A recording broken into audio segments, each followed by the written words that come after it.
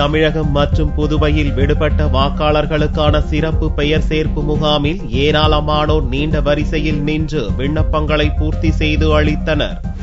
வரும் ஏப்ரல் 24ஆம் தேதி தமிழகம் மற்றும் புதுவையில் லோக்சபா தேர்தல் ஒரே கட்டமாக நடக்கிறது.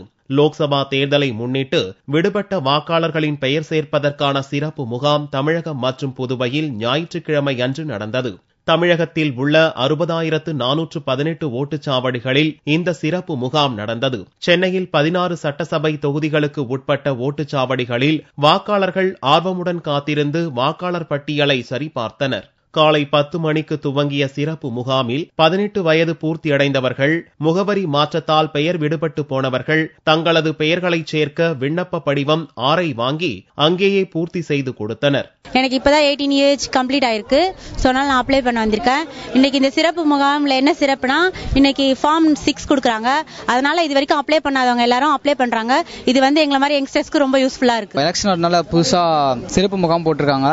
இப்ப 12 டேஸ் இப்பதான் எனக்கு ஆயிருக்கு. அதனால ஃபில் பண்ணி தர வந்திருக்காங்க. தமிழகத்தைப் போலவே புதுச்சேரியிலும் சிறப்பு முகாம் நடந்தது. அனைத்து ஓட்டுப்பதிவு மையங்களிலும் இந்த சிறப்பு முகாம் நடந்தபோது ஏராளமான இளம் தலைமுறை வாக்காளர்கள் ஆர்வமுடன் பெயர் சேர்த்தலுக்கான படிவங்களை பூர்த்தி செய்து வழங்கினர். என்கிட்ட இவ்வளவு நாளா ஓட்டர்ஸ் ஐடியே இல்ல.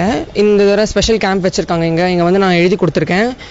எலெக்ஷனுக்கு முன்னாடி கார்டு வந்துடும் சொல்லியிருக்காங்க. இந்த வருஷம் நான் ஓட் போடலாம். ரொம்ப சந்தோஷமா இருக்கு. ஓட்டு பட்டியல் பார்க்க வந்தேன் சார். லிஸ்ட்ல ஹஸ்பண்ட் பேர் இருக்கு, என் பேர் விடுபட்டிருக்கு.